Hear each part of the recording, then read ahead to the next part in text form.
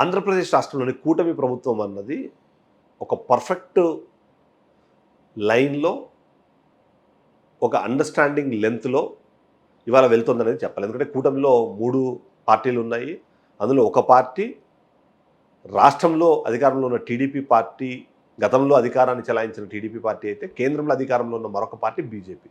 ఈ రెండింటిని అనుసంధానం చేస్తూ ఇవాళ రాష్ట్రంలో కూటమి ప్రభుత్వం అధికారంలోకి రావడానికి కారణమే జనసేన పార్టీ. ఈ 3 పార్టీలు కూడా పర్ఫెక్ట్ సింక్‌తో పోతున్నాయని చెప్పాలి. అదే సందర్భంలో గత ప్రభుత్వ హయాంలో జరిగిన కొన్ని తప్పులకు సంబంధించి ఏదైతే ఈ నాయకులు గతంలో చేసిన ఆరోపణలు కానివ్వండి, విమర్శలు కానీ ఉన్నాయో వాటిని ఎప్పటికప్పుడు సరిదిద్దుకుంటూ ముందుకు వెళ్తున్నట్టుగా మనకు అర్థమవుతుంది.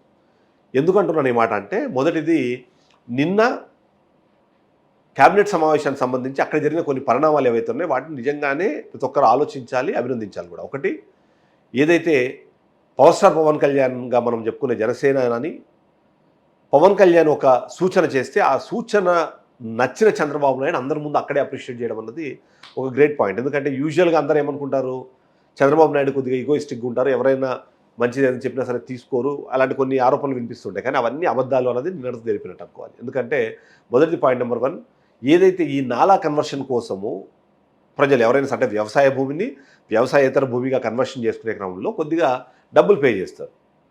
సో అవి యూజువల్లీ మనకు తెలుసు కదా, వ్యవసాయ భూములు అంటే పంచాయతీల పరిధిలో ఉంటాయి. సో అలా పంచాయతీల పరిధిలో నాలా కన్వర్షన్ కోసం చెల్లించే మొత్తం ఏదైతే ఉందో, తద్వారా వచ్చే ఆదాయం ఏదైతే ఉందో, ఆ ఆదాయాన్ని మీరు పంచాయతీలకు ఇవ్వడం ద్వారా వాటిని బలోపేతం చేయడానికి పనికి వస్తాయి. ఆ వైపుగా మీరు ఆలోచించండి అని చెప్పి పంచాయతీరాజ్ మినిస్టర్గా ఉన్న పవన్ కళ్యాణ్ ఒక మాట చెప్పడము, ఆ మాట నచ్చిన చంద్రబాబు నాయుడు వెంటనే అక్కడ ఆయన అప్రిషియేట్ చేయడం. ఎస్, కరెక్టే. బికాజ్ ఎందుకంటే ఆ వస్తున్న ఆదాయం పంచాయతీల వలన వస్తుంది, పంచాయతీలో ఉన్న భూముల కోసం వస్తుంది. కాబట్టి ఆ దాన్ని పంచాయతీలకి ఉపయోగిస్తే అది అడిషనల్ బెనిఫిట్ అవుతుంది. అట్ ద సేమ్ టైం ఆ నిధులు అన్నది ఖచ్చితంగా పంచాయతీల అభివృద్ధికి పనికి వస్తుంది అన్న విషయం పైన అప్రిషియేట్ చేశారు. ఇది ఒక పాయింట్. రెండో పాయింట్, అదే చంద్రబాబు నాయుడు అదే సందర్భంలో ప్రభుత్వంలో భాగస్వాములుగా ఉన్న మంత్రులు కానివ్వండి, ఎమ్మెల్యేలు కానివ్వండి, వాళ్ళు వ్యవహరిస్తున్న తీరు, వాళ్ళు చేస్తున్న వ్యాఖ్యలు, వాళ్ళ వల్ల పార్టీకి కానివ్వండి, ప్రభుత్వానికి కానీ చెడ్డ పేరు వస్తుంది అన్నప్పుడు వాటిని ఖచ్చితంగా నిలువరించాల్సిన, నివారించాల్సిన, ఆపవాల్సిన అవకాశము, అవసరము ఎంత ప్రభుత్వానికి ఉందో గుర్తించిన వ్యక్తిగా వాళ్ళందరూ కూడా వార్నింగ్ ఇవ్వడం అన్నది. కేబినెట్ మీటింగ్లో రాష్ట్ర ప్రజల కోసం తీసుకునే నిర్ణయాలతో పాటు రాష్ట్ర ప్రజల కోసం నిర్ణయాలు తీసుకుంటున్న వ్యక్తులు వ్యవహరిస్తున్న తీరు వల్ల జరుగుతున్న నష్టాల గురించి కూడా డిస్కస్ చేయడం అనేది ఎస్, గ్రేట్ పాయింట్. ఆ నేపథ్యంలోనే ఎవరెవరైతే ఎక్స్ట్రాల్ చేస్తున్నారో, ఎవరెవరైతే అబౌవ్ ద లా అనే విధంగా ఫీల్ అవుతున్నారో, అలా ఎవరైతే వ్యవహరిస్తున్నారో వాళ్ళందరికీ కూడా వార్నింగ్ ఇవ్వడం అనేది కూడా చాలా మంచి ఒక పరిణామంగా మనం చూడాలి.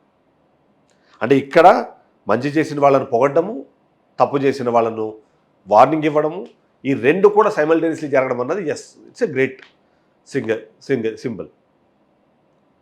ఇది కాదన్నట్టు ఇక్కడ ఒకటే ఒక ఇంట్రెస్టింగ్ పాయింట్ ఏంటంటే, మంత్రి లోకేష్ దగ్గరికి కూడా ఈ ఎమ్మెల్యేలకు సంబంధించిన ఇష్యూ వెళ్ళినప్పుడు ఆయన కూడా సీరియస్ అయ్యారు అన్నది ఇంకొక పాయింట్. చంద్రబాబు నాయుడు అంటే సీఎం, ఆయన రెస్పాండ్ అయ్యారు. సరే, లోకేష్ని మనం చిన్న వ్యక్తిగా చూడాల్సిన అవసరం లేదు. పార్టీకి అనుగుణంగా చూసినప్పుడు ఆయన ఖచ్చితంగా చాలా కీలకమైన వ్యక్తే. చంద్రబాబు నాయుడు తనయుడు, అవన్నీ ఉన్నాయి, ఇవన్నీ పాయింట్స్ ఉన్నాయి.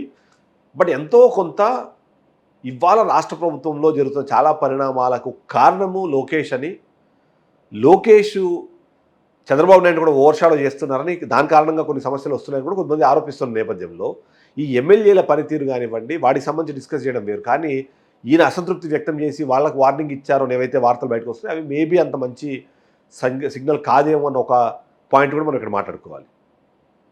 ఆయన ఆఫ్ ద రికార్డు లేదా ఏమంటారు అన్అఫీషియల్గా ఆయన ఎవరినైనా ఏమైనా అనొచ్చు, కానీ బట్ అది అఫీషియల్గా ఏదో జరిగిందనే విధంగా రిపోర్ట్స్ అవడం అన్నది, పరిపాలనను చూసుకుంటున్న చంద్రబాబు నాయుడు పార్టీ వ్యవహారాలని, కూటమికి సంబంధించిన ఈ కోఆర్డినేషన్ మొత్తాన్ని చూసుకుంటున్న చంద్రబాబు నాయుడు కాదని లోకేష్ వాళ్ళ మీద సీరియస్ అయ్యారు, వాళ్ళని పిలిచి తిట్టారు, లేదా ఇంకోటి ఏదో అన్నారు అన్న వార్తలు ఏదైతే బయటకు వస్తాయో మేబీ అదంత మంచి సైన్ కాదేమో అన్నది నా పర్సనల్ ఒపీనియన్.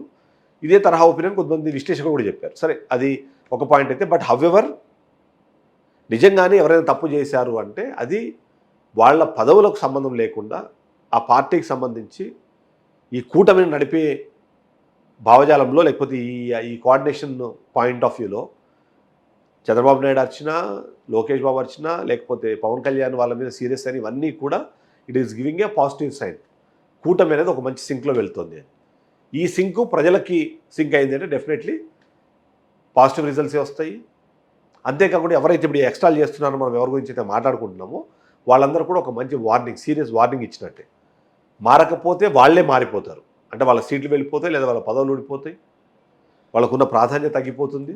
ఇవన్నీ జరుగుతాయన్న ఒక మెసేజ్ లేకపోతే ఎవరికి వాళ్ళు ఇష్టం వచ్చినట్టు వాళ్ళు వ్యవహరించే అవకాశం ఉంది. కానీ ఇందులో భాగంగా చూస్తే మెజారిటీ ఆఫ్ ది ఇష్యూస్ అన్నీ కూడా మహిళలు రిలేటెడ్ వచ్చినప్పుడు దాన్ని ఒకవేళ కట్టడి చేయకపోయినా, వారిని కంట్రోల్ చేయడంలో ఫెయిల్ అయినా, ఇది కంటిన్యూ అవుతుందన్న అనుమానం ప్రజల్లో వచ్చినా సరే వైసీపీ ప్రభుత్వానికి ఈ ప్రభుత్వానికి పెద్దగా డిఫరెన్స్ లేదు అనే ఒపీనియన్ అయితే క్రియేట్ అయ్యే అవకాశం ఉంది. కాబట్టి ఖచ్చితంగా ఇప్పుడు వెళ్తున్న ఈ సింక్ అవుతుందో అది పర్ఫెక్ట్. బట్ ఇంకా కొంత జాగ్రత్తలు తీసుకోవాల్సిన అవసరం ఉంటుంది. తప్పులు జరగకుండా ఆపాల్సిన అవసరమే ప్రభుత్వానికి ఉంటుంది. జరిగిపోయిన తప్పులకు వారించడమో, వార్నింగ్ ఇవ్వడమో అవన్నీ సెకండరీ అవుతాయి.